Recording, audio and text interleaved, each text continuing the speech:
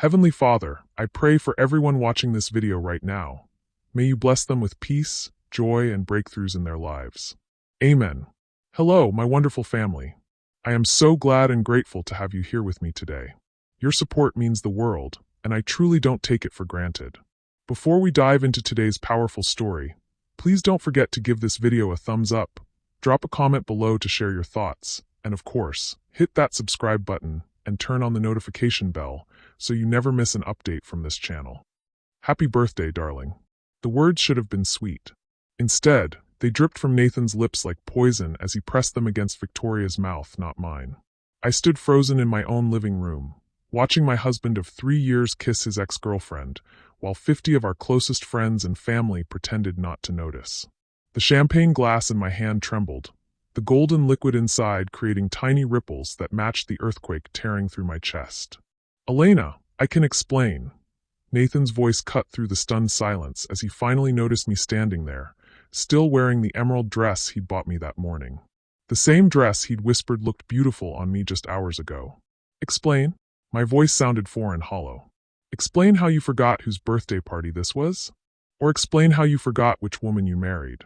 Victoria had the decency to look mortified, her red lipstick now smeared across my husband's mouth like evidence of a crime. But Nathan looked annoyed, as if I was being unreasonable for interrupting his moment. It didn't mean anything, he said, straightening his tie. Victoria just got emotional about. Stop. The word came out sharper than I intended, slicing through his excuse. Just stop. My best friend Maya appeared at my side, her protective instincts kicking in. Elena, honey, let's go upstairs. But I couldn't move. Couldn't breathe. Couldn't process that the man I'd loved since college, the man I'd supported through every business venture and late-night crisis, had just humiliated me in front of everyone who mattered to us. The room buzzed with uncomfortable whispers. I caught fragments. Poor Elena. Always knew Victoria. Nathan's been different lately. That last comment hit me like a slap. Different lately. Had everyone seen what I'd been too blind to notice? The late nights he blamed on work. The phone calls he took in another room. The way he'd grown distant, distracted, like his mind was somewhere else entirely. Elena. Nathan stepped toward me, and I could smell Victoria's perfume on his shirt. Can we talk privately? I almost laughed. Almost. Privately? You just kissed another woman at my birthday party in front of 50 people, and now you want privacy. You're making a scene. Those 4 words shattered whatever was left of my heart. I was making a scene. On my 28th birthday. After watching my husband betray me in my own home. You're right, I said quietly, setting my champagne glass down on the nearest table with deliberate care. I am making a scene. But you know what? It's my birthday. It's my house. And it's my scene to make. The room had gone completely silent now. Even the caterers had stopped moving, frozen with serving trays in their hands like actors waiting for their cue. I looked at Nathan, really looked at him, and saw a stranger wearing my husband's face. When had he become someone capable of this? When had I become someone who would accept it? Elena, please. Victoria spoke for the first time, her voice small. I'm so sorry. I didn't mean for. For what? I turned to her, feeling something cold and sharp forming in my chest. For kissing a married man? Or for getting caught? Before she could answer, my phone buzzed in my clutch. A text message that would change everything, though I didn't know it yet. The sender's name made me frown. Alexander Rothschild, RSI Corp. Why would the CEO of Rothschild Strategic Investments be texting me on my birthday? I opened the message. Elena, I know tonight was supposed to be a celebration, but I need to see you first thing Monday. It's about Nathan's company. There are things you need to know before they become public. My blood turned to ice. Nathan's company. The tech startup I'd helped him build from nothing. The company that was supposed to go public next month. The company that was our entire financial future. I looked up at Nathan, who was watching me read the text with an expression I couldn't decipher. Fear? Guilt? Or just annoyance that I was still holding up his evening? Is there something you need to tell me about Davidson Tech? I asked quietly. The color drained from his face. Elena, not here. Not now. But I was done with his timing. Done with his priorities. Done with being the woman who stayed quiet while her world collapsed around her. No, I said, surprising myself with the steadiness in my voice. I think here and now is perfect. Tell me, Nathan. Tell everyone. What is Alexander Rothschild going to tell me on Monday about your company? Nathan's jaw clenched. That's between us, Elena. Is it? Because it seems like everything that should be between us is actually between you and other people. I gestured toward Victoria, who looked like she wanted to disappear into the floor. Elena. Maya's voice was gentle but urgent. Maybe we should. No. I held up my hand, feeling something powerful rising in my chest. Something I hadn't felt in years. Something that felt like freedom. I'm done hiding from uncomfortable truths. I'm done pretending everything is fine when it's not. And I'm done being the woman who cleans up everyone else's messes while they make new ones. I walked to the center of the room, addressing our guests directly. Thank you all for coming to celebrate my birthday. The party's over. Please take some cake on your way out. People began moving immediately, gathering coats and purses with the practiced efficiency of those who'd witnessed domestic disasters before. Maya stayed by my side, a loyal sentinel. Nathan grabbed my arm as I turned to leave. Elena, you're overreacting. We can work this out. I looked down at his hand on my arm, then back up at his face. You know what the worst part is? It's not that you kissed her. It's that you think I'm overreacting for being upset about it. I pulled free from his grip and headed for the stairs, leaving him standing in our emptying living room with Victoria's lipstick still on his mouth and the weight of his choices finally beginning to settle on his shoulders. As I climbed the stairs, I heard him call after me. Elena, you don't understand. There's more at stake here than you know. I paused on the landing, looking back down at him. You're right. I don't understand. But I'm about to. Because Monday morning, I was going to find out exactly what Alexander Rothschild needed to tell me about my husband's company. And something told me that kiss with Victoria was just the beginning of Nathan's betrayals. Hey everyone, welcome to tonight's story. If you've ever felt like you were the last person to know the truth about your own life, this one's for you. Sometimes the worst moments become the catalyst for the best changes we never saw coming. Let's dive deeper into Elena's journey. I didn't sleep that night. How could I? Every time I closed my eyes, I saw Nathan's lips on Victoria's, heard the collective intake of breath from our guests, felt the humiliation burning through me like acid. By dawn, I was sitting in my home office. The room Nathan never entered because he said it was too feminine, with its soft gray walls and botanical prints.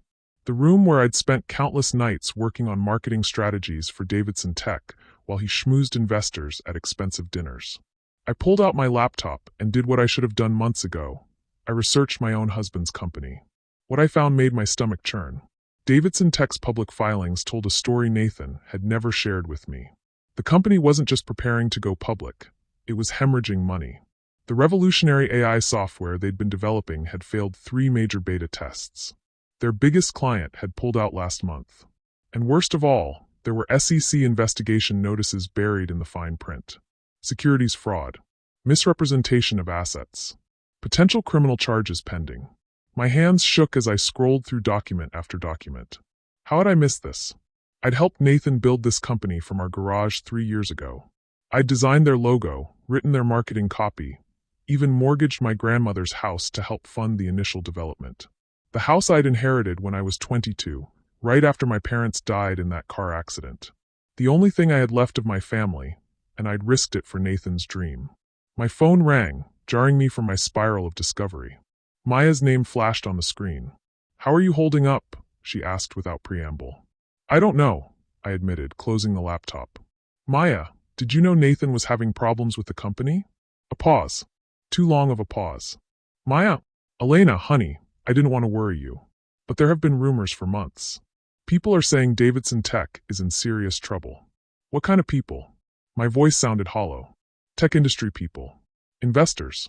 My brother works for a venture capital firm, and he said, she stopped herself. He said what? He said Nathan's been shopping the company around, trying to find someone to buy him out before the SEC investigation goes public.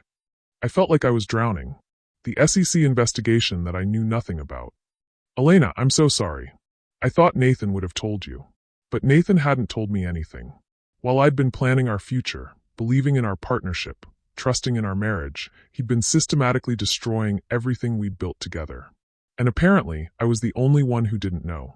There's something else, Maya said gently. About Victoria. My stomach dropped. What about her? She's not just his ex-girlfriend, Elena. She's a corporate attorney. specializes in SEC defense.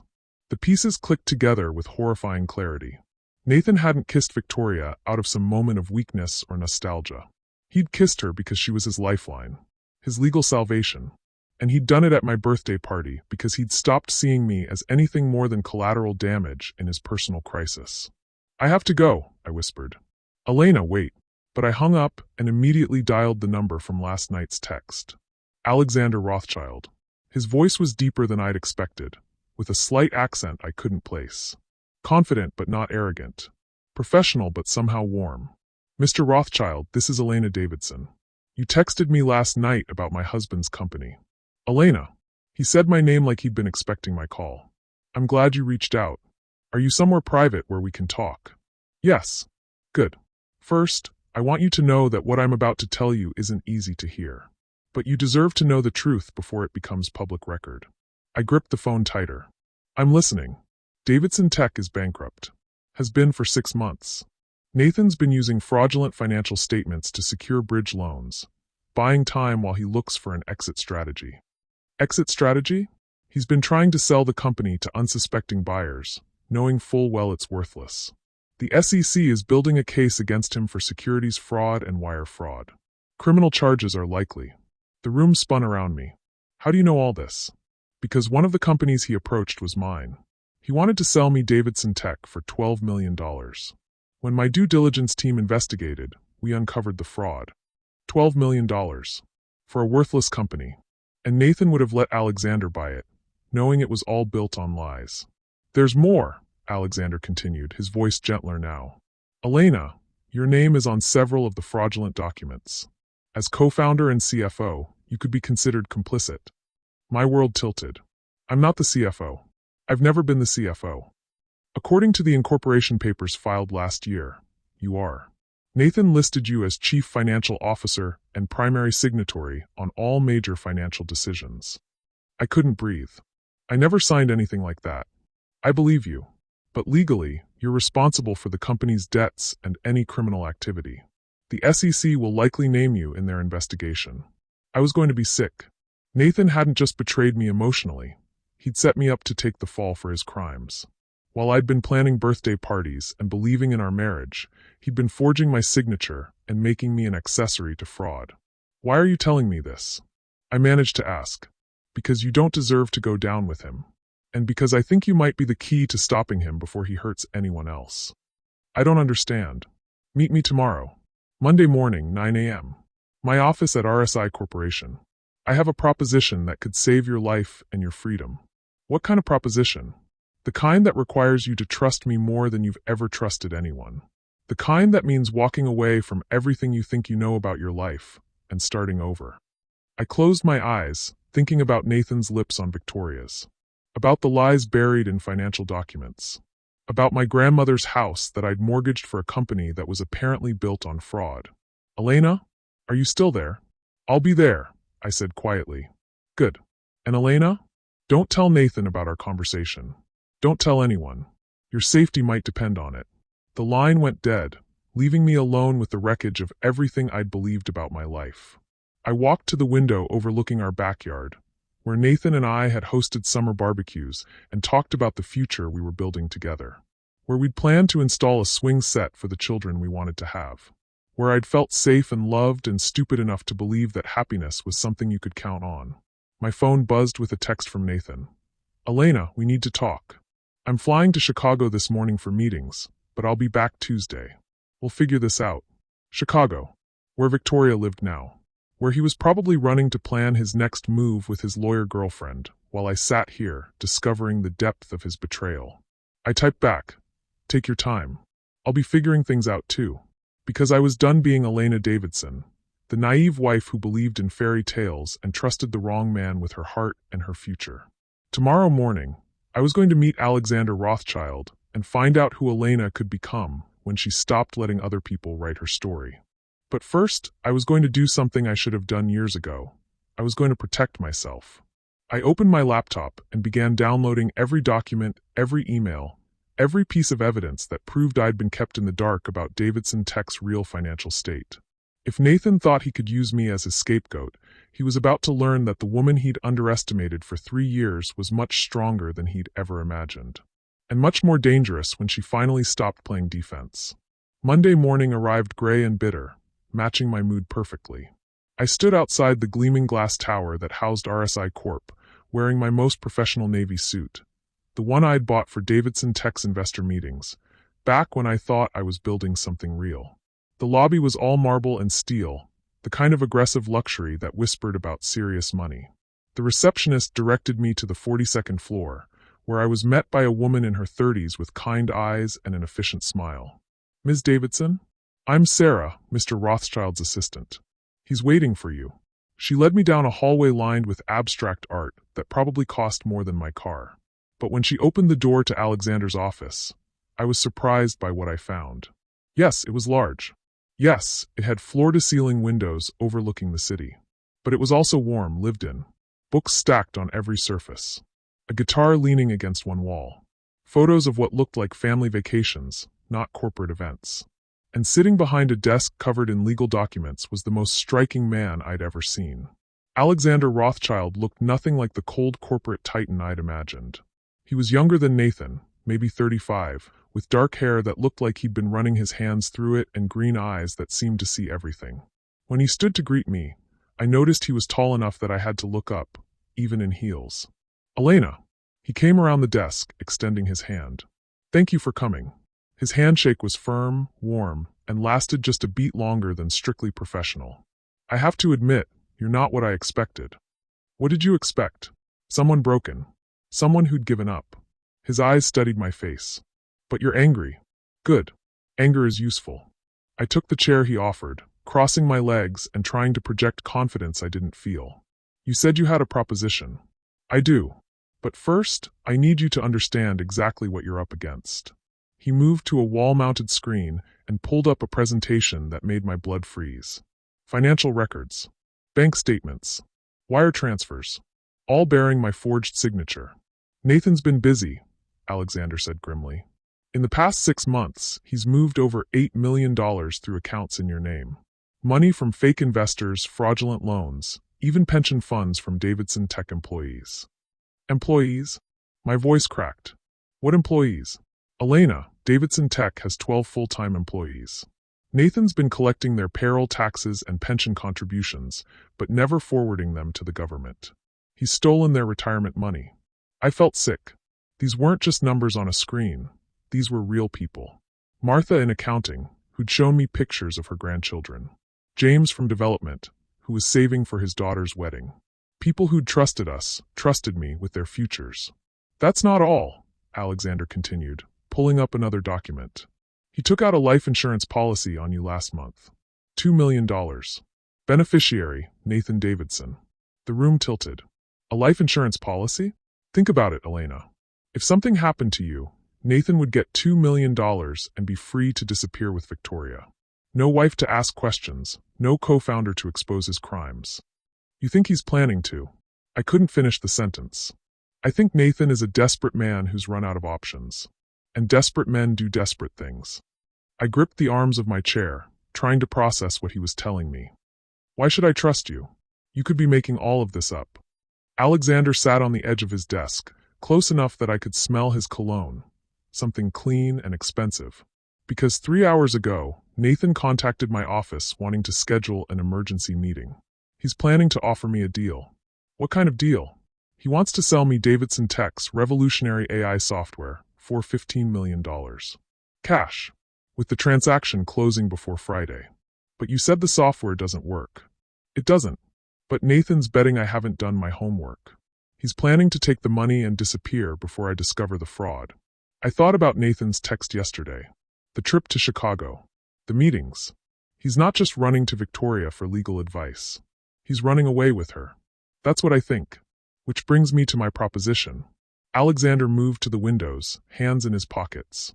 From this angle, I could see the tension in his shoulders, the careful control in his posture. "I want to hire you." "What?" He turned back to me. "I want you to work for me. Officially.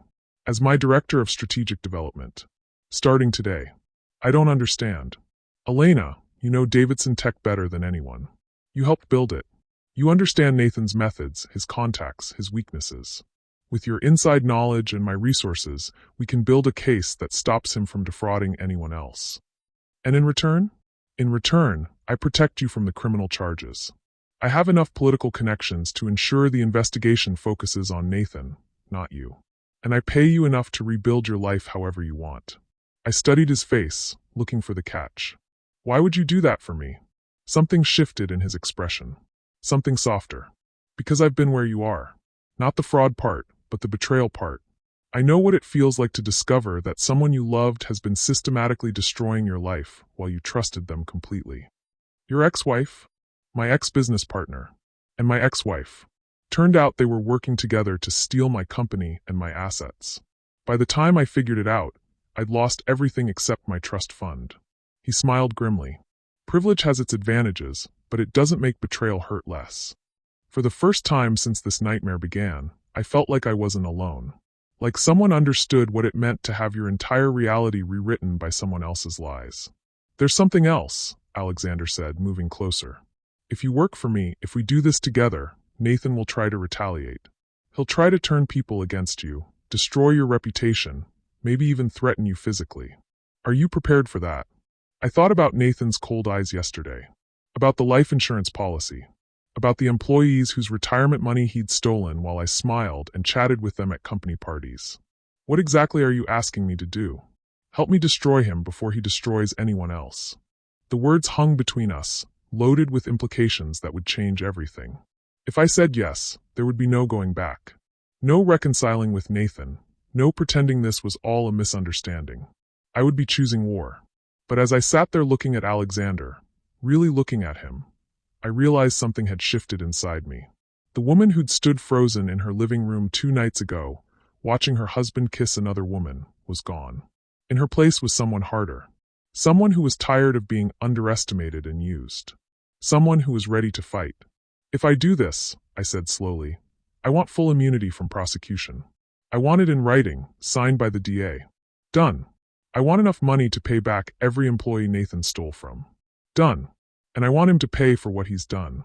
Not just financially. I want him to face consequences. Alexander's eyes darkened with something that looked like admiration. Oh, he will. By the time we're finished with Nathan Davidson, he'll wish he'd never heard your name.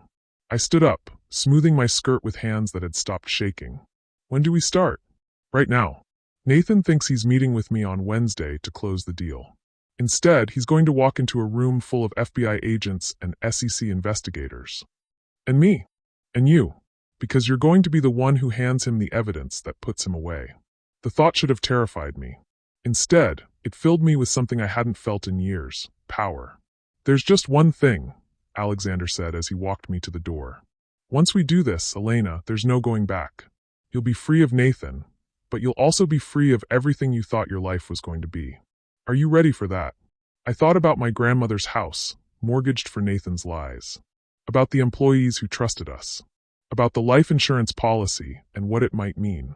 About the fact that Nathan was probably with Victoria right now, planning their escape while I'd been agonizing over our marriage. I've been ready since the moment he kissed her, I said.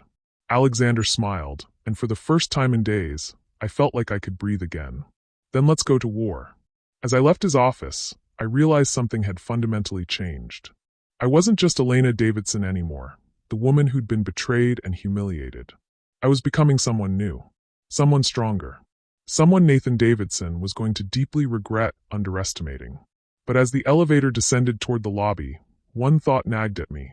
Alexander had saved me, yes.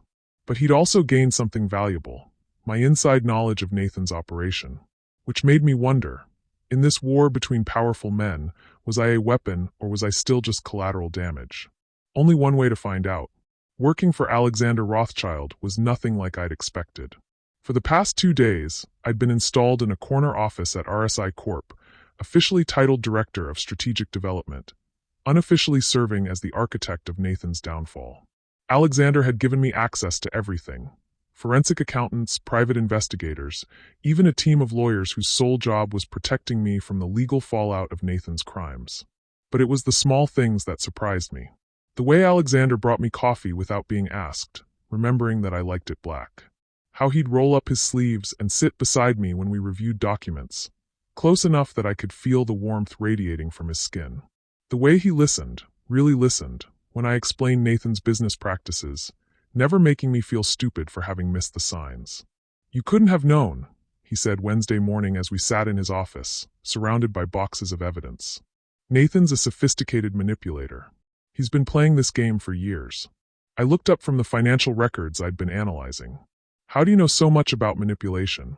Something flickered across his face. "Experience. Your ex-wife and business partner?" Alexander set down his pen, leaning back in his chair. "Marcus Chin. We started a tech company together right out of MIT.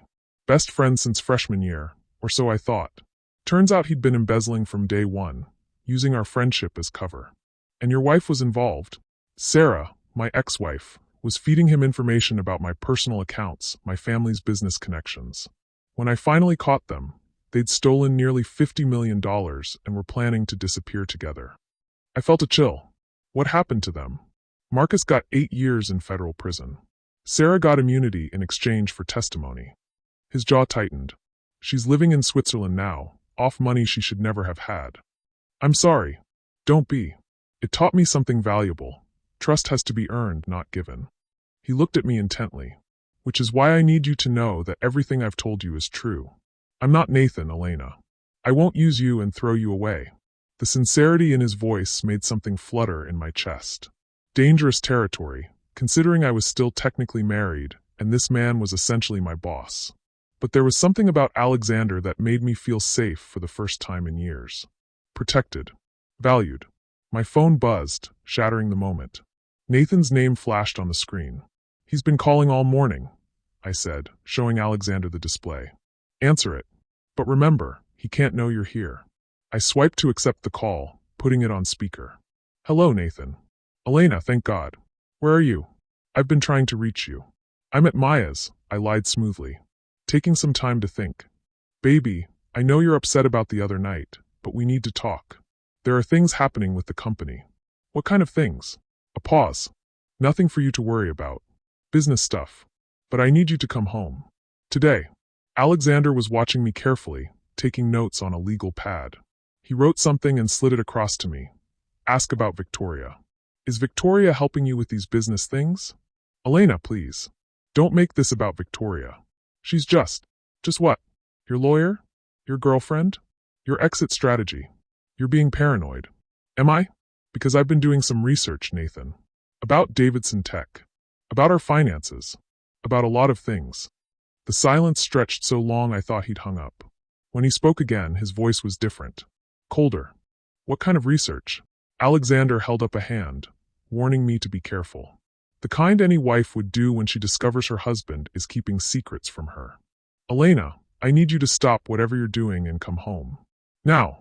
Or what? Or you're going to regret it. The line went dead. I stared at the phone, my hands shaking. He knows, I whispered. Alexander was already moving, pulling out his own phone. Sarah, cancel my afternoon meetings. And call Detective Morrison. Tell him we might need to move up our timeline. What's happening? I stood up, panic creeping in. Nathan's spooked. Which means he's dangerous. Alexander came around his desk, placing his hands on my shoulders. Elena, I need you to listen to me very carefully. You can't go home. You can't go anywhere Nathan might look for you. Where am I supposed to go? You're going to stay with me. The words hung between us, loaded with implications that made my pulse race for reasons that had nothing to do with fear. Alexander, I can't. It's not what you think. I have a safe house. Completely secure, monitored by my security team. You'll have your own space, total privacy. For how long? Until we can arrest Nathan. Which should be tomorrow, when he comes here for our fake meeting. I nodded, trying to process everything. What about the evidence? The case? Already in the hands of the FBI. Your testimony sealed it, Elena. Nathan's going down. Relief flooded through me, so intense it made me dizzy. It's over? Almost. Alexander's hands were still on my shoulders, his thumbs tracing small circles I probably wasn't supposed to notice. There's just one more thing we need from you. What? Tomorrow, when Nathan comes here thinking he's closing the deal with me, I need you to be there. The FBI wants you to confront him directly, get him to admit what he's done on record. The relief evaporated. You want me to face him? I know it's a lot to ask. No. I stepped back, breaking the contact between us. No, I can't. You don't understand what he's like when he's cornered. What he's capable of. Alexander's expression softened. Elena, you're stronger than you know. You've survived 3 years of his manipulation, discovered his crimes, and had the courage to walk away. You can do this. And if I can't? If I freeze up, then I'll be right there with you. I promise. The way he said it, the absolute certainty in his voice, made me believe him. Which was terrifying, because believing in someone again felt like standing at the edge of a cliff. There's something else, I said quietly. Something I haven't told you. Alexander went very still. What? Yesterday, before I came to work here, I went to our house to get some clothes. Nathan's study door was open, and I saw something on his desk. I took a shaky breath. Divorce papers. Already filed. He's been planning to leave me for weeks. Elena. The worst part, according to the papers, I'm supposed to get nothing. No alimony, no assets, no stake in the company. He's claiming I was an uninvolved spouse with no contribution to our marital property. Alexander's jaw tightened. He's trying to leave you with all the legal liability and none of the assets, while he disappears with Victoria and whatever money he can steal. I laughed bitterly. I was so focused on the betrayal, the humiliation, I missed the bigger picture. This wasn't just about him falling out of love with me. This was a calculated plan to destroy my life. Not destroy. Transfer. He's been systematically moving all the risk to you while keeping all the reward for himself. The realization hit me like a physical blow. How long do you think he's been planning this? Alexander was quiet for a long moment. Based on what I've seen? Probably since the day you mortgaged your grandmother's house. All this time, I'd been grieving the death of our marriage, when the truth was Nathan had murdered it long ago. I'd just been too trusting to notice the body. Elena. Alexander's voice was gentle. I need to ask you something, and I need you to be completely honest with me. Okay. Is there any part of you that still loves him? Any part that hopes this is all a misunderstanding? I considered the question seriously, searching my heart for any remaining trace of the woman who'd believed in Nathan Davidson. But all I found was a cold, clean emptiness where that love used to live. No, I said finally. The man I loved never existed. Nathan just wore his face for a while. Alexander smiled, and there was something in his eyes that made my breath catch. Good. Because what we're about to do to him, Elena, it's going to destroy him completely. And I need to know you can handle watching that happen. I thought about the employees whose retirement money Nathan had stolen, about the life insurance policy, about the divorce papers that would have left me destitute while he lived happily ever after with Victoria. I can handle it, I said. In fact, I'm looking forward to it. Alexander's smile turned predatory. That's what I wanted to hear. But as we began planning for tomorrow's confrontation, I couldn't shake the feeling that there were still pieces of this puzzle I wasn't seeing. Alexander had been nothing but helpful, protective, and honest with me. So why did I have the nagging sense that he was hiding something important? Maybe it was just paranoia, learned from 3 years of living with a liar. Or maybe my instincts were finally working again. Either way, tomorrow I would face Nathan one last time. And when it was over, I would finally be free to discover who Elena could become when she stopped letting other people control her story. The question was, would that freedom come with a price I wasn't prepared to pay? Alexander's safe house was nothing like I'd expected. Instead of some sterile corporate apartment, it was a cozy brownstone in Georgetown with exposed brick walls, hardwood floors, and windows that overlooked a tree-lined street. The kind of place where you could imagine building a real life, not just hiding from one. Are you sure this is secure? I asked as Alexander showed me to the guest room on the 2nd floor. Completely. My security team swept it this morning, and there are cameras on every approach. He paused in the doorway, his expression unreadable. Elena, I know this is overwhelming. Everything that's happened, everything that's about to happen. I'm fine, I said quickly. Too quickly. Alexander stepped into the room, closing the distance between us. No, you're not. And that's okay. What Nathan did to you, what he's still trying to do, it's not something you just get over. The gentleness in his voice broke something open inside me. Before I could stop myself, tears were streaming down my face. 3 days of holding it together, of being strong and angry and determined, and suddenly I was sobbing like a child. Alexander didn't hesitate. He pulled me against his chest, one hand stroking my hair while the other held me steady. He smelled like cedar and something clean, and for the first time since this nightmare began, I felt truly safe. "I'm sorry," I whispered against his shirt. "I don't usually." "Sure. You don't have to apologize for being human." We stood like that for several minutes, my tears soaking through his expensive shirt while he murmured reassurances I desperately needed to hear. When I finally pulled back, his hands cupped my face, thumbs wiping away the last of my tears. "Better." I nodded, though I wasn't sure that was true. Being this close to Alexander, feeling the warmth of his touch, was stirring feelings I had no business having. I was still married, still in the middle of a crisis, still completely unsuited for whatever this was becoming. But when his eyes dropped to my lips, every rational thought evaporated. "Elena." My name was barely a whisper. "I should go. Let you rest." "Don't." The word escaped before I could stop it. "Please. I don't want to be alone right now." Something shifted in his expression. Something hungrier. "If I stay, Elena, I'm not going to be able to keep pretending this is just business." "What if I don't want you to pretend?" He searched my face, looking for certainty I wasn't sure I could give. But when he leaned down, when his lips finally touched mine, everything else disappeared. The kiss was nothing like Nathan's calculated affection. This was desperate, consuming, like Alexander had been starving for something only I could give him. His hands tangled in my hair, pulling me closer, and I could feel 3 years of loneliness dissolving under the heat of his touch. "God, Elena," he breathed against my lips. "I've wanted this since the moment you walked into my office." "Alexander, I know the timing is terrible. I know you're vulnerable, and I should be protecting you from this, but..." I silenced him with another kiss, pouring all my gratitude and growing feelings into the connection between us. When we finally broke apart, both breathing hard, I saw something in his eyes that made my heart skip. Not just desire, something deeper. Something that looked like, "I'm falling in love with you," he said quietly.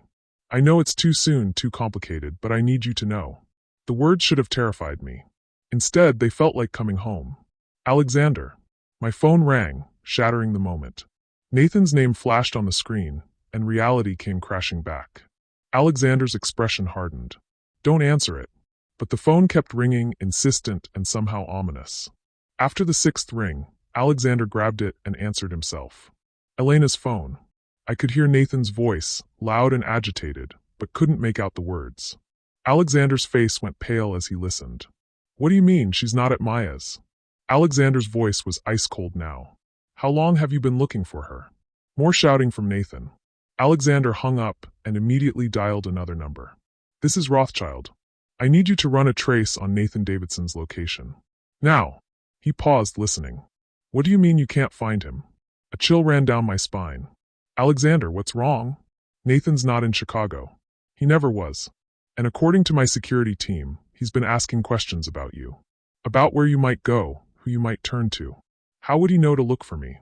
Alexander was already moving, grabbing his laptop from the dresser. "I don't know, but..." He stopped abruptly, staring at the screen. "What is it?" "Elena, when you went to your house yesterday to get clothes, did you use your phone?" "Yes, why?" "Did you connect to your home Wi-Fi?" My stomach dropped. "Yes." Alexander's fingers flew over the keyboard. "He's been tracking your phone. Every call, every location, every..." He stopped, his face going white. "What?" "Elena, he knows you're working with me. He knows about the FBI. He knows everything." The room seemed to tilt around me. "How is that possible?" Alexander didn't answer. He was staring at his laptop screen with an expression I'd never seen before. Not just shock, guilt. "Alexander?" He looked up at me, and something in his eyes made my blood freeze. "Elena, I need to tell you something. Something I should have told you from the beginning." "What?" "Nathan didn't contact me about selling Davidson Tech." The words hit me like a physical blow. "What are you talking about?" "You said." "I lied." Alexander closed the laptop, his movements careful and controlled. "Nathan never approached me. I approached him." The room spun. "I don't understand." 6 months ago, I started investigating Davidson Tech. Not because Nathan contacted me, but because I was looking for a way to destroy him. "Why?" Alexander was quiet for so long, I thought he wouldn't answer. When he finally spoke, his voice was barely above a whisper. "Because Nathan Davidson destroyed my sister." The world stopped. "Your sister?" "Rebecca Rothschild. She was 19 when she met Nathan at a tech conference 2 years ago. He was married to you, but he told her he was separated, that he was going to leave his wife as soon as his company went public. I felt like I was drowning. Alexander. She believed him. She was young, naive, completely infatuated. Nathan used her to get access to my family's investment firm. He convinced my father to invest in Davidson Tech, using Rebecca as collateral for his promises. What happened to her? When Rebecca found out Nathan had lied to her, that he was never going to leave you, she confronted him. He told her she was delusional, that their relationship meant nothing, that if she caused problems for him, he'd destroy her reputation. My legs gave out. I sank onto the bed, staring at Alexander as the pieces clicked into place. Rebecca was fragile. She'd struggled with depression since our mother died. Nathan's rejection, the humiliation, it broke her. Alexander, please. She killed herself, Elena. 3 months ago. Left a note saying she couldn't live with the shame of being so stupid, so gullible. The room was spinning now, everything I thought I knew crumbling around me. You used me. Yes. The simple admission was worse than any excuse would have been. Everything you said, everything you did, it was all manipulation. Not everything. Alexander's voice was raw now. My feelings for you, what just happened between us, that's real. But yes, I used you to get to Nathan. I stood up on shaking legs. The FBI? The investigation? Real. Nathan is going to prison. That part was always true. But you're not my savior. You're not protecting me out of the goodness of your heart. You're using me the same way Nathan did. Elena, please let me explain. Explain what? How you've been playing me from the beginning. How you knew exactly what to say to make me trust you. I backed toward the door, my heart shattering all over again. How you made me fall for you while you were planning your revenge. It wasn't supposed to happen like this. I wasn't supposed to. To what? Fall for your mark? Develop actual feelings for the woman you were manipulating. Alexander flinched. Yes. I laughed, a broken sound that hurt my throat. God, I'm such an idiot. I actually thought you were different. I thought you actually cared about me. I do care about you. Elena, what I feel for you is real. How would I know? How would I know what's real when everyone in my life has been lying to me? I was at the door now, my hand on the knob. Alexander stepped toward me, and I held up my other hand to stop him. Don't. Just don't. Elena, where are you going? Nathan is looking for you. It's not safe. Safe. I turned back to him, fury replacing the hurt. You want to talk about safe? I've spent the last 3 days feeling safe with you. Trusting you. Believing you actually gave a damn about me instead of just using me as a weapon against my husband. Elena. No. I'm done. I'm done being everyone else's pawn in their games. I'm done letting men use me, and then act like it's for my own good. I opened the door, but Alexander's voice stopped me. If you leave now, Nathan wins. He'll disappear, and Victoria will help him. He'll never pay for what he did to Rebecca, to you, to all those employees. That's not my problem anymore. Yes, it is. Because tomorrow, with or without you, Nathan's going to walk into that meeting. And if you're not there to confront him, if he suspects it's a trap, he'll run. And we'll never catch him. I turned back one more time, looking at this man I'd thought I could trust. This man I'd been falling in love with while he orchestrated my husband's downfall and my own heartbreak. You know what the difference is between you and Nathan? I said quietly. What? Nathan never pretended to love me while he was destroying my life. Alexander's face crumpled. Elena, please. But I was already walking away, leaving him and his safe house and his carefully planned revenge behind. Because I was done being saved by men who thought manipulation was love. I was done being anyone's victim. And tomorrow, I was going to face Nathan Davidson on my own terms, not as Alexander's weapon or Nathan's discarded wife, but as Elena, whoever the hell she was when she stopped letting other people define her. The only problem? I had no idea how to be that person. And Nathan was still out there looking for me. I ended up at Maya's apartment, though I could barely remember the drive through my tears. When she opened the door and saw my face, she immediately pulled me inside and wrapped me in the kind of hug that holds broken people together. Elena, honey, what happened? Alexander's people called looking for you. Alexander's been lying to me. The words tumbled out between sobs. About everything. He's been using me to get revenge on Nathan because Nathan drove his sister to suicide. Maya guided me to her couch, her face a mixture of shock and fury. What? Elena, start from the beginning. So I told her everything. Nathan's crimes, the FBI investigation, Alexander's real motives. The kiss that had felt like salvation but was just another manipulation. When I finished, Maya was quiet for a long moment. Elena, I need to tell you something. My stomach dropped. Not Maya too. I couldn't handle another betrayal. Nathan called me this afternoon. He's been looking for you everywhere. He sounded desperate. Scared. He said if I heard from you, I should call him immediately. Did you tell him I was coming here? No, but Maya's face went pale. Elena, he said something else. He said Alexander Rothschild was dangerous. That he was using you. That you needed to be protected from him. I laughed bitterly. So Nathan knows about Alexander too. What if Nathan was telling the truth about that part? What if Alexander is more dangerous than Nathan ever was? Before I could answer, Maya's doorbell rang. We both froze. Are you expecting anyone? I whispered. Maya shook her head, moving to the window. Elena, there's a black car outside. 2 men in suits. Alexander security? I don't know, but we need to. The doorbell rang again, followed by heavy knocking. Maya-chan? This is Detective Morrison, Metro Police. We need to speak with Elena Davidson. I recognized the name. Alexander had mentioned Detective Morrison as his contact with the FBI. But something felt wrong. They found me, I whispered. Maya moved to the door but didn't open it. Can I see some identification? Ma'am, we're investigating a domestic violence report. Elena Davidson may be in danger. Domestic violence? I hadn't reported any domestic violence. Elena, Maya whispered, something's not right. Real cops would have called first or... The door exploded inward. 2 men rushed in, but they weren't police. They were wearing suits, but their movements were wrong, too aggressive, too coordinated. One grabbed Maya while the other advanced on me. Elena Davidson? You're coming with us. Who are you? I demanded, backing toward the kitchen. People who want to keep you alive, the man said. Your husband has put a price on your head. That's impossible. Is it? You've been working with Alexander Rothschild to destroy Nathan's life. You think Nathan's just going to let that slide? The other man was restraining Maya, who was struggling and cursing. Let her go. She's not part of this. She is now. Move. They herded us toward the door, but Maya suddenly broke free and ran for her bedroom. Elena, run. I bolted for the back door, but the first man caught me easily, his grip iron strong on my arm. I don't think so, sweetheart. But Maya reappeared with something in her hand. A gun I didn't know she owned. Let her go. Now. The men laughed. Lady, you don't know what you're dealing with. Neither do you, Maya said, and fired a warning shot into the ceiling.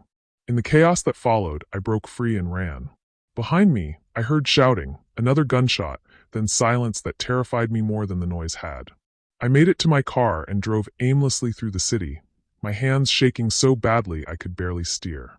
Who were those men? Nathan's people? Alexander's? Were they actually trying to protect me or eliminate me? My phone rang, Alexander's number. I almost didn't answer, but I needed to know if Maya was okay. Elena, thank God. Where are you? Is Maya all right? She's fine. Shaken up, but fine. My security team got there just after you left. Your security team? Alexander, who were those men? I don't know, but Elena, you need to listen to me very carefully. Nathan's not just running from the FBI anymore. He's actively trying to eliminate anyone who can testify against him. You mean he's trying to kill me? Yes. And not just you. He's hired professionals, Elena. This isn't about divorce or embarrassment anymore. This is about survival. I pulled into an empty parking lot, my mind reeling. How do you know all this? Because one of the men we captured talked. Nathan's planning to disappear tonight, but first he wants to tie up loose ends. Loose ends meaning me. And me. And Maya. Anyone who can connect him to the fraud. I closed my eyes, feeling the walls closing in from every direction. Alexander, I can't trust you. I can't trust anyone. I know. And I don't blame you. But Elena, right now, I'm the only thing standing between you and Nathan's hired killers. Why should I believe you? You've been lying to me from the beginning. Because if I wanted you dead, you'd already be dead. If I wanted to hand you over to Nathan, I would have done it days ago. The logic was sound, but my faith in logic had been shattered along with everything else I'd believed in. Elena, are you still there? I'm here. There's something else. Something I should have told you earlier. Of course there was. What now? The FBI meeting tomorrow? It's not happening. Nathan figured out it was a trap. He's not coming. My heart sank. So he gets away with everything. Not if we can find him first. Elena, I think I know where he is. Where? Your grandmother's house. I felt like I'd been punched. What? Think about it. It's the one place that has sentimental value to you, not him. The one place you might go if you were truly desperate. He's probably waiting there, thinking you'll show up. That's insane. Why would I go there? Because it's also where he's hidden the evidence that could clear your name completely. I gripped the phone tighter. What evidence? The original contracts, the real financial records, proof that he forged your signatures. Everything we need to prove you were a victim, not a co-conspirator. How do you know that? Because my forensic accountants found references to a safety deposit box registered to your grandmother's address. Nathan's been using it as his insurance policy. Another piece of the puzzle clicked into place. In case he needed to frame me. Exactly. Elena, if we can get that evidence, you're free. Completely free. No criminal charges, no civil liability, nothing. I wanted to believe him. God, I wanted to believe him. But I'd been betrayed so many times in the past week that hope felt like a luxury I couldn't afford. And what do you get out of it, Alexander? What's your angle this time? Justice for Rebecca. And, he paused, a chance to prove to you that not everyone who says they love you is lying. You don't love me. You love the idea of using me to destroy Nathan. Elena, I know you have no reason to trust me. I know I've destroyed any chance we might have had. But I'm asking you to believe me one more time. Not for me, for you. I sat in my car in that empty parking lot, feeling more alone than I'd ever felt in my life. Nathan was trying to kill me. Alexander had been manipulating me. The FBI operation had failed. And somewhere in my grandmother's house, the only place I'd ever felt truly safe, evidence of my innocence was waiting. If I do this, I said quietly, if I meet you at the house, how do I know you won't just hand me over to Nathan? Because I'll be walking into the same trap you are. If Nathan's there, if he's got people with him, we're both dead. Maybe that's what you want. Maybe eliminating both Nathan and me solves all your problems. Elena, if I wanted you dead, I wouldn't need Nathan to do it for me. The brutal honesty in his voice was somehow reassuring. Alexander was many things, manipulative, calculating, vengeful, but he wasn't a coward. If he wanted me gone, he'd do it himself. What's your plan? I asked. Meet me at the corner of Elm and 3rd at midnight. We go in together, get the evidence, and end this. And if it's a trap, then we die together instead of separately. I looked at the clock on my dashboard. 11:15 p.m. 45 minutes to decide whether to trust the man who'd been lying to me from the beginning or face Nathan's hired killers alone. Alexander? Yes. If we survive this, I never want to see you again. A long pause. I understand. Good. Because I'm not doing this for you, or for Rebecca, or for justice. I'm doing this because I want my life back. My real life, not the one Nathan built on lies, or the one you've been scripting for your revenge. Elena? What? For what it's worth, the woman I fell in love with, that was real. That was you, not some character in my revenge story. I hung up without answering, because what was there to say? Love built on lies wasn't love at all, no matter how real it felt. But as I drove toward what might be my death, I realized something had fundamentally changed inside me. I wasn't going to that house as Nathan's victim or Alexander's weapon. I was going as Elena, a woman who'd been betrayed by everyone she'd trusted, but had finally learned the most important lesson of all. The only person you can truly count on is yourself. And if I was going to die tonight, I was going to die as myself, not as anyone else's pawn. The question was, who was Elena when she stopped being defined by the men who'd manipulated her? I was about to find out. The corner of Elm and 3rd was deserted at midnight, streetlights casting long shadows that turned every parked car into a potential threat. I sat in my car, engine running, watching for Alexander while my grandmother's house keys grew warm in my sweaty palm. Alexander appeared at exactly midnight, emerging from the shadows like he'd been waiting there all along. He approached my car cautiously, hands visible, moving like a man who knew he was walking on thin ice. I rolled down my window. Get in. He slid into the passenger seat, and I was struck by how different he looked. Gone was the polished CEO confidence. He looked tired, worried, almost vulnerable. Elena, before we do this, I need you to know. Stop. I put the car in drive. Whatever you're about to say, I don't want to hear it. We get the evidence, we get out, we never see each other again. That's the deal. Understood. The drive to my grandmother's house took 15 minutes. 15 minutes of loaded silence broken only by Alexander giving directions to avoid main roads. As we pulled into the familiar driveway, I felt a stab of grief so sharp it took my breath away. This house had been my sanctuary after my parents died. The place where my grandmother taught me to bake bread and told me stories about strong women who survived impossible circumstances.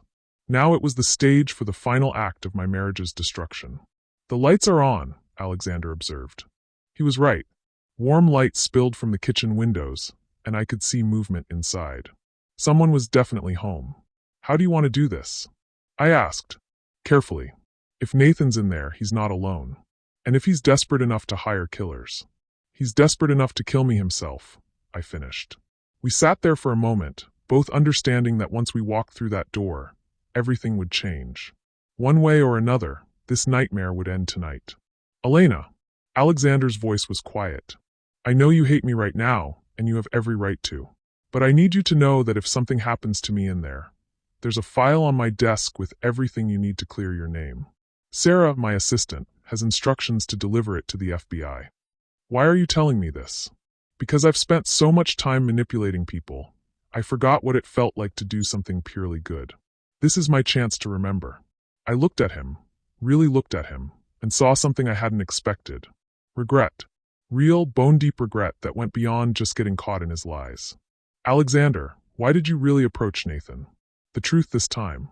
He was quiet for so long I thought he wouldn't answer. When he spoke, his voice was barely above a whisper. "Because I failed Rebecca. She came to me 3 months before she died, told me about Nathan, asked for my help. I was busy with a merger, distracted by my own problems. I told her she was being dramatic, that she should handle it herself. So you blamed yourself for her death. I blamed myself for not protecting her when she needed me most. Just like I blamed myself for not seeing through Marcus and Sarah's betrayal years ago." He turned to look at me.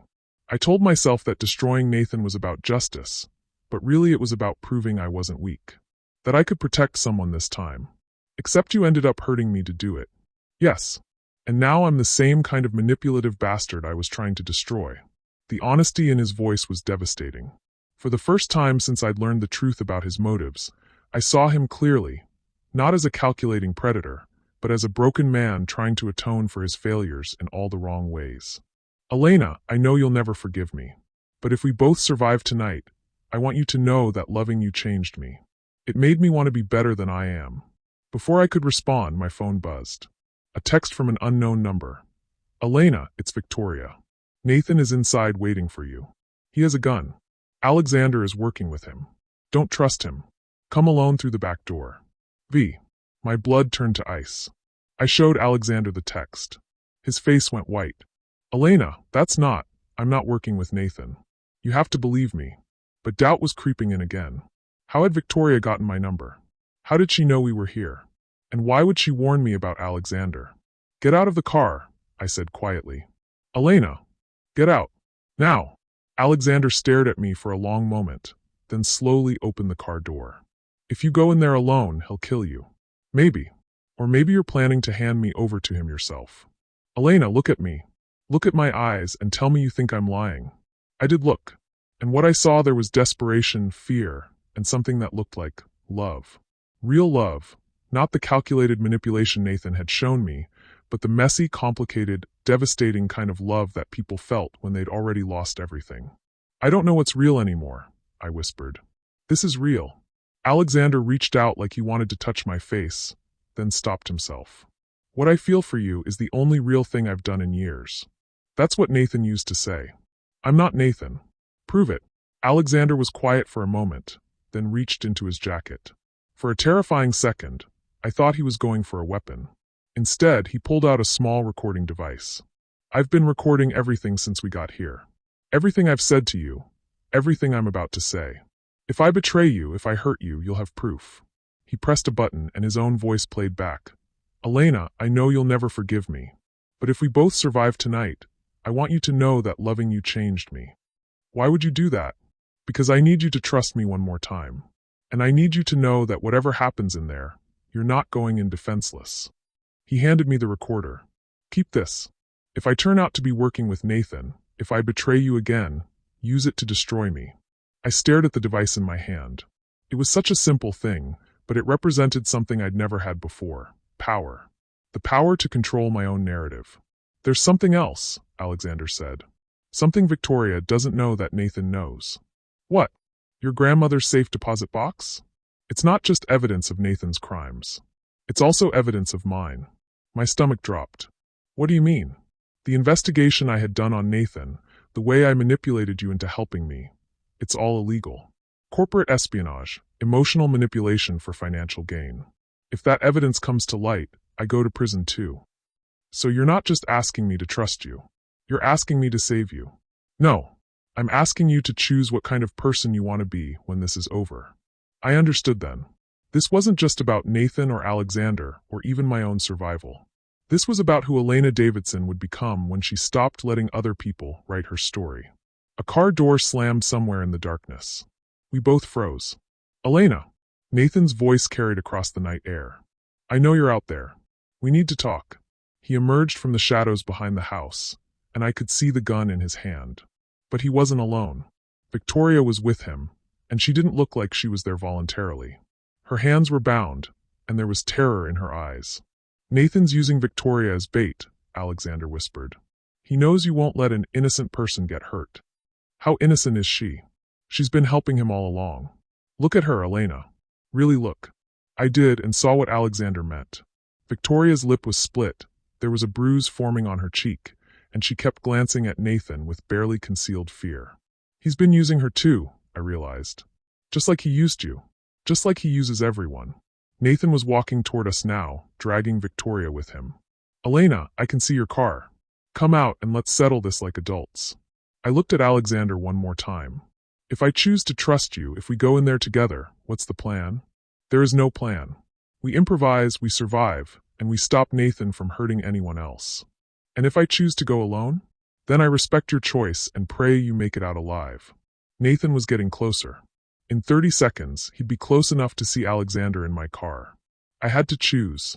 Trust the man who'd lied to me but might truly love me, or face my manipulative husband alone but on my own terms. The choice would define not just the next hour, but the rest of my life. Who was Elena Davidson when she stopped being afraid? I was about to find out. Alexander, I said quietly, when I get out of this car, I want you to call the police. Not the FBI, not your security team. The real police. Elena, that's my choice. I'm going to face Nathan myself, but I'm not going to die for his crimes or yours. I grabbed the recorder, my grandmother's keys, and stepped out of the car before Alexander could argue. Because sometimes the only way to win is to refuse to play anyone else's game, even if it means playing alone. Nathan, I called out, stepping away from the car with my hands visible. Let Victoria go. This is between us. Nathan's laugh was sharp, desperate. Victoria? You think this is about Victoria? He jerked her forward, and I could see tears streaming down her face. Elena, you have no idea what's really going on here. Then tell me. Nathan stopped about 20 feet away, close enough that I could see the wild look in his eyes. This wasn't the controlled, manipulative man I'd married. This was someone who'd been pushed past his breaking point. You want the truth? The whole truth. Nathan's voice cracked. Victoria isn't my lawyer, Elena. She's FBI. The words hit me like a physical blow. What? Special Agent Victoria Chin. She's been investigating me for 8 months. Nathan pressed the gun against Victoria's temple, and she flinched. Everything, our relationship, the kiss at your party, her helping me with legal problems, it was all a setup. I stared at Victoria, seeing her clearly for the first time. The fear in her eyes wasn't just about the gun. It was about her cover being blown. Is that true? I asked her.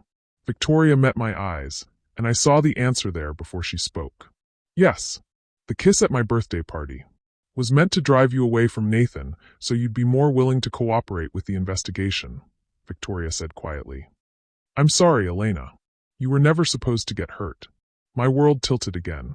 So everyone has been lying to me. Everyone. Not everyone, Nathan said, his voice taking on a strange, almost gentle tone. Elena, I need you to understand something.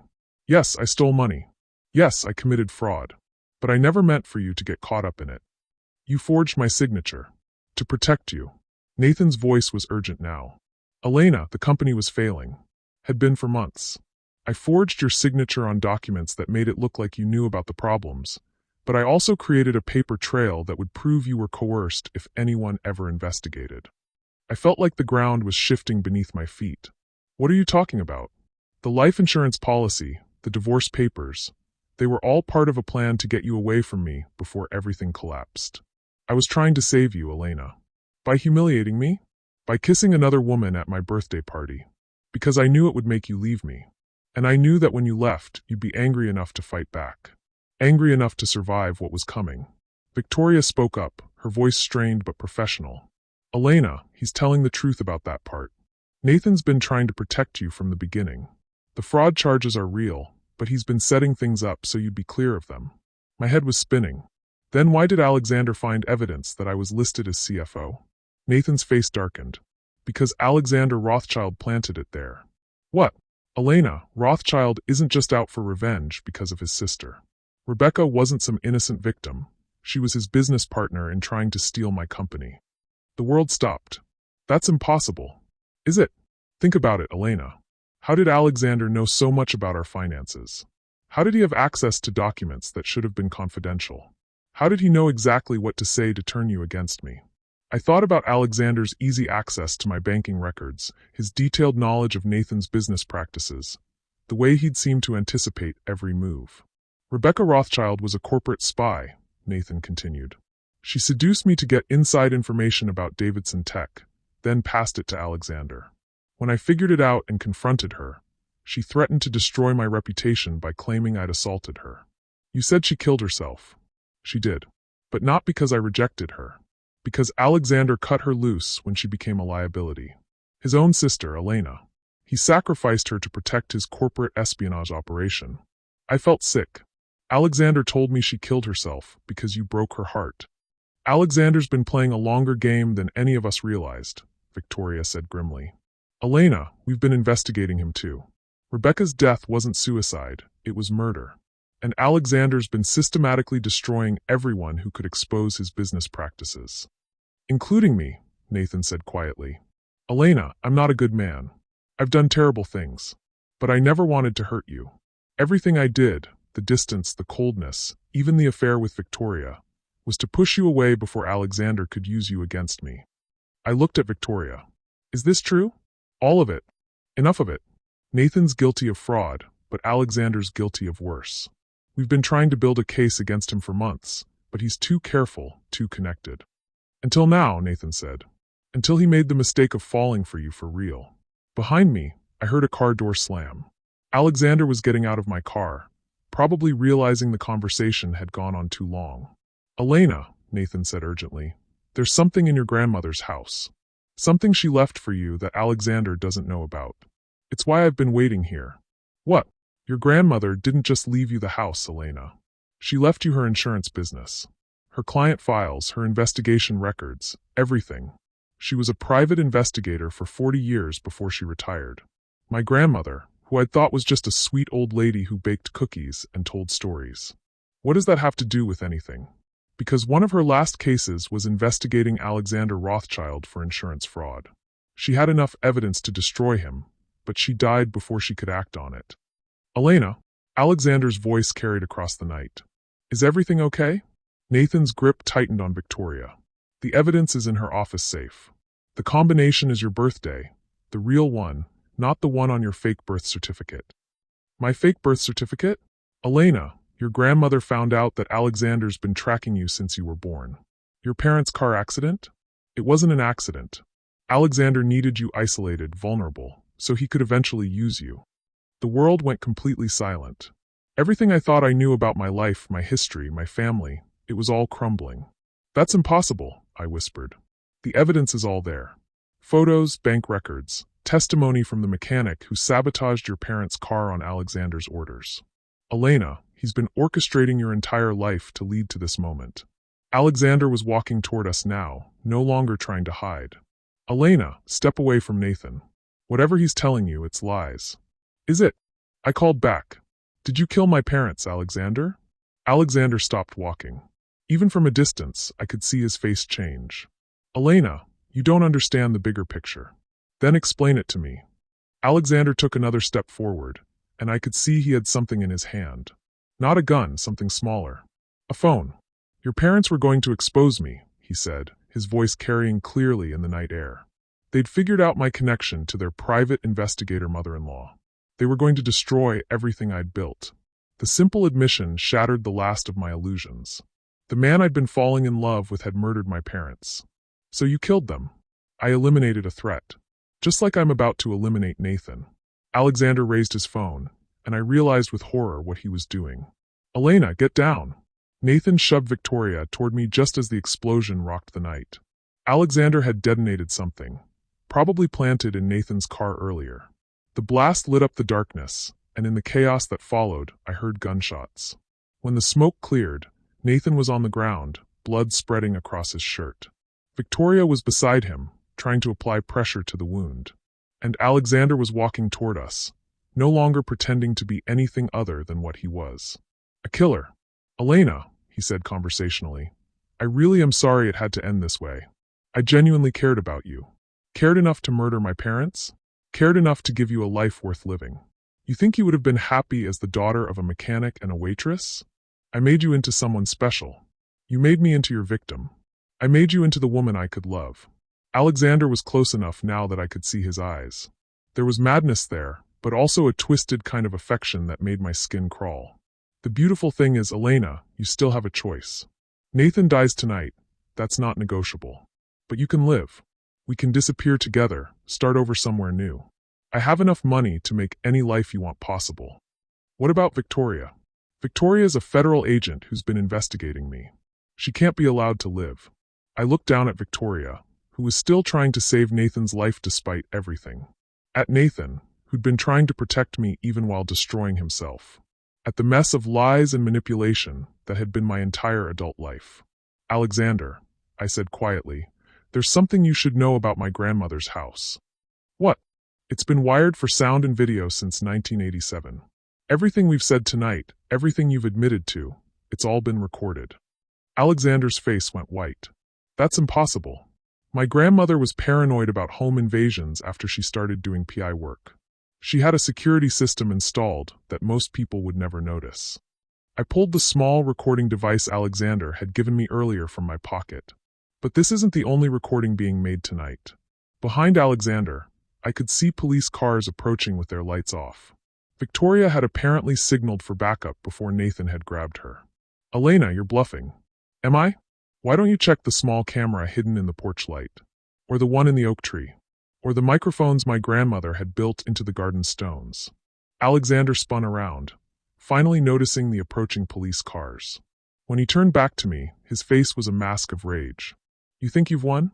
I think I've finally learned to stop letting other people control my story. Alexander raised his gun, but Victoria was faster. Even wounded, Nathan had managed to give her his weapon. The shot echoed across the night, and Alexander crumpled to the ground. As the police swarmed the scene, as paramedics worked on Nathan, as Victoria coordinated with her fellow agents, I stood in the driveway of my grandmother's house and felt something I hadn't experienced in years. Peace. Not because the nightmare was over, but because I'd finally found the strength to end it myself. Elena. Nathan's voice was weak but urgent. The paramedics were loading him into an ambulance. The safe. Check the safe. Your grandmother left you more than just evidence. As the ambulance drove away with Nathan, who would live, according to the paramedics, I looked at Victoria. Is it really over? The investigation? No. We'll need your testimony, and there's still a lot to sort out. But Alexander's network? Yes, that's finished. And Nathan will probably serve time for the fraud, but not as much as he would have. His cooperation tonight will count for something. I nodded, then walked toward the house I'd inherited, the house that had been protecting me even when I didn't know it. My grandmother's office was exactly as she'd left it, down to the reading glasses on her desk and the half-finished crossword puzzle. The safe was hidden behind a painting of our family, my parents, my grandmother, and me at age 10, before I knew that love could be a weapon. The combination was indeed my birthday, but not the one on my birth certificate. My real birthday, the one my grandmother had whispered to me every year. July 15th, not the July 20th on my official documents. Inside the safe, along with all the evidence of Alexander's crimes, was a letter addressed to me. My dearest Elena, if you're reading this, it means the wolves finally came for you. I'm sorry I couldn't protect you in person, but I hope I've given you the tools to protect yourself. You are stronger than you know, braver than you believe, and more loved than you can imagine. Your parents died protecting you from a monster, and I've spent the rest of my life making sure their sacrifice meant something. The house is yours, but more than that, the business is yours. All my clients, all my cases, all my knowledge, it's your inheritance. Use it wisely. And remember, you never needed anyone to save you. You just needed to remember who you are. Love always. Grandma Rose. P.S. Check the basement. I left you something that belonged to your mother. I found myself crying as I read her words, but they weren't tears of sadness. They were tears of recognition, of finally understanding that I'd never been as helpless as I'd believed.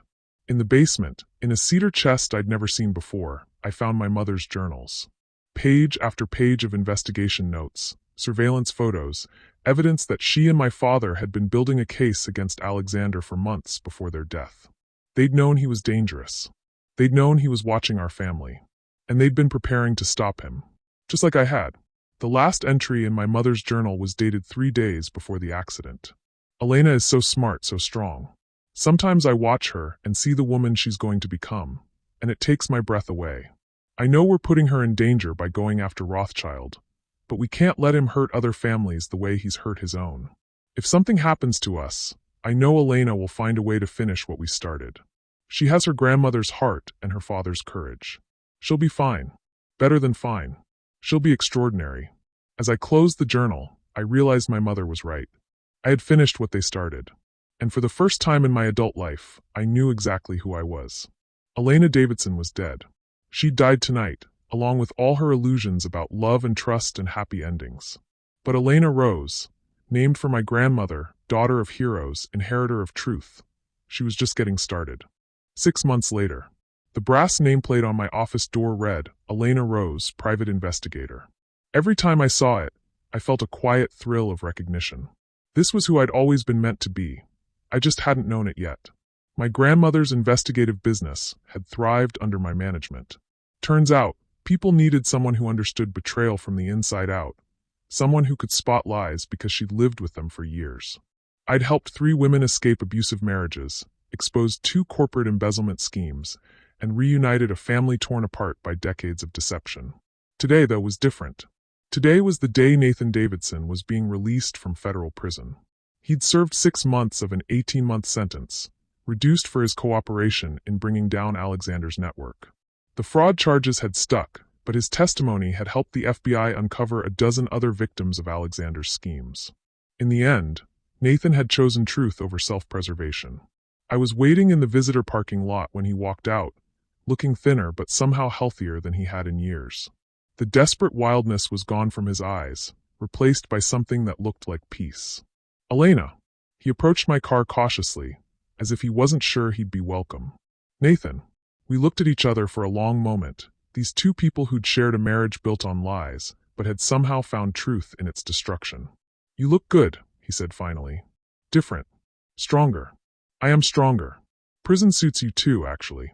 Nathan laughed, a real laugh I hadn't heard in years. Forced sobriety and therapy will do that. Elena, I owe you. You don't owe me anything, I interrupted. We both made mistakes. We both paid for them. But we also both survived them. I heard about your business. About what you've been doing. Pride flickered in his eyes. Your grandmother would be proud. She is proud. I talk to her every day at her grave, and I know she's proud. Nathan shifted his weight, looking younger somehow. I also heard about Alexander. Alexander Rothschild was serving life, without parole, in a federal supermax prison. The evidence from my grandmother's house, combined with testimony from his other victims, had revealed a pattern of manipulation and murder spanning decades. Rebecca hadn't been his first victim, and I wouldn't have been his last. He's where he belongs, I said simply. And Victoria? Special Agent Victoria Chun had been reassigned to the FBI's white-collar crime division in Chicago. She'd sent me a card last month, thanking me for my testimony and telling me that the investigation had led to the recovery of millions in stolen assets for victims across the country. She's good. Doing important work. Nathan nodded, then looked directly at me. Elena, I need to ask you something, and I need you to be honest with me. Okay. Do you forgive me? I considered the question seriously. Forgiveness wasn't something you gave because someone deserved it. It was something you gave because you deserved peace. I forgive the man who was drowning and made terrible choices trying to save himself, I said. I don't forgive the man who lied to me for 3 years and put me in danger. But that's okay, because they're both in the past now. Fair enough. Nathan smiled sadly. For what it's worth, Elena, I did love you. Maybe not well, maybe not honestly, but I did love you. I know. And I loved you too. The man I thought you were. Are you happy now? The question caught me off guard, because happiness wasn't something I'd thought much about lately. I'd been focused on justice, on truth, on building something meaningful from the wreckage of my old life. But was I happy? I thought about Maya, who'd become not just my best friend, but my business partner, handling the financial side of Rose's investigations with the same fierce loyalty she'd always shown me.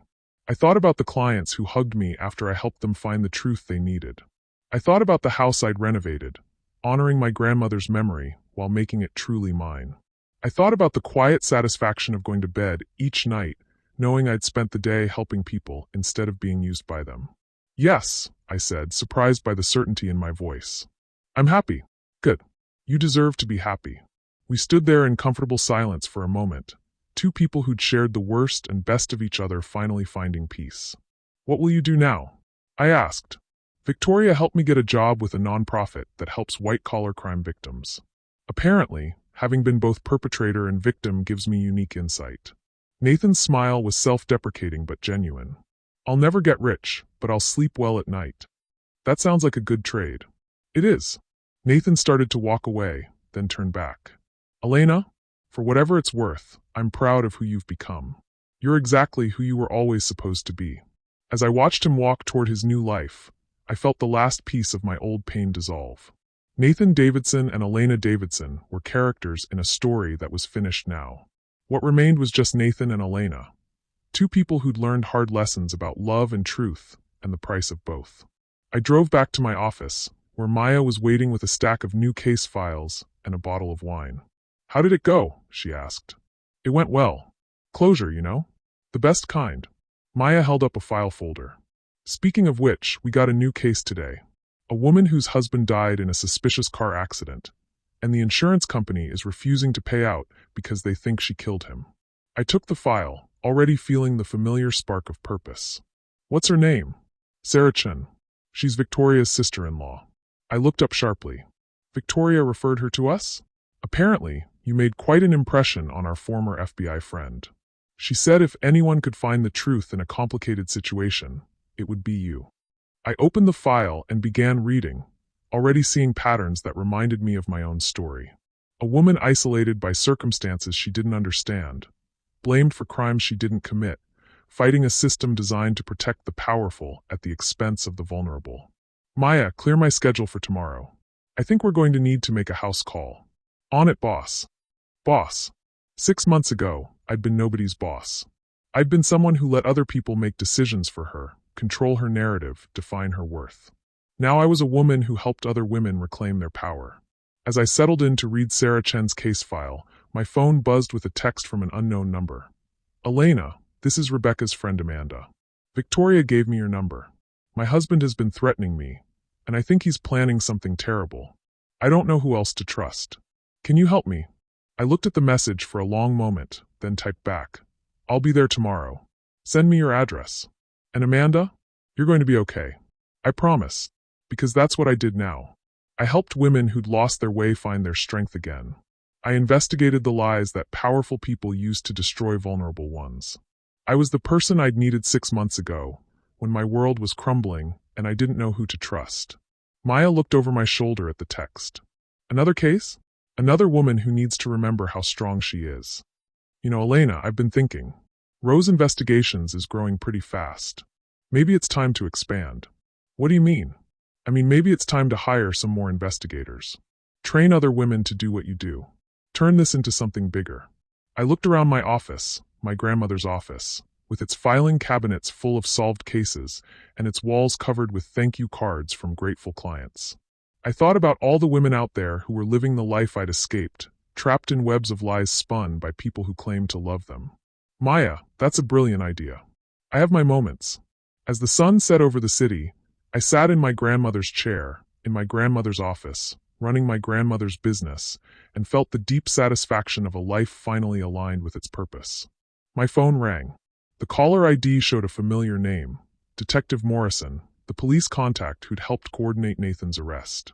Elena, I've got a case I think you'd be interested in. Multiple women, all married to wealthy men, all died in suspicious circumstances over the past 5 years. The husbands all have airtight alibis, but something doesn't smell right. Send me the files, I said without hesitation. Elena, be careful with this one. If I'm right, these aren't just domestic disputes gone wrong. This is organized. Professional. I'll be careful, I promised. But I won't be afraid. Because fear was something Elena Davidson had felt. Elena Rose didn't have time for fear. She had work to do. After I hung up, I walked to the window overlooking the street where I'd grown up. The street where my grandmother had built a business helping people find truth in a world full of lies. Tomorrow, I would start investigating a case that could save lives. Tonight, I would go home to a house filled with love and memories and the quiet pride of work well done. I thought about the woman I'd been 6 months ago, standing in her living room watching her husband kiss another woman, feeling like her world was ending. That woman had been right, her world was ending. But she'd been wrong about what that meant. Sometimes the end of one story is just the beginning of a better one. My phone buzzed with one final text of the day, this one from a number I recognized. Elena, this is Victoria.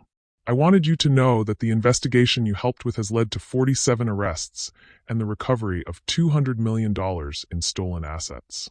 You changed a lot of lives. Thank you. I smiled, typing back. Thank you for trusting me to be strong enough to handle the truth. Some people are born strong. Others have strength thrust upon them.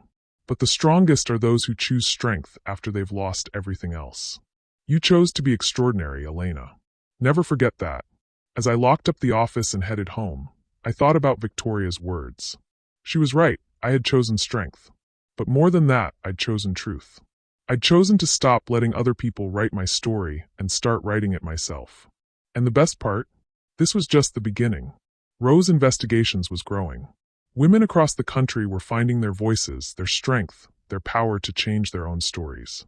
And somewhere out there, another woman was about to discover that the worst day of her life might actually be the first day of something extraordinary. I couldn't wait to help her find out. What did this story teach you about finding your own strength when everyone you trusted has betrayed you? Sometimes the most devastating losses clear the path for the most incredible victories. Drop your thoughts in the comments and subscribe for more stories that will change how you see the world and yourself. Thank you for joining Elena on her journey from victim to victor. Her story reminds us that we're never as powerless as we think, and it's never too late to reclaim our own narrative. The strongest people aren't those who never fall. They're those who transform their falls into foundations for flight.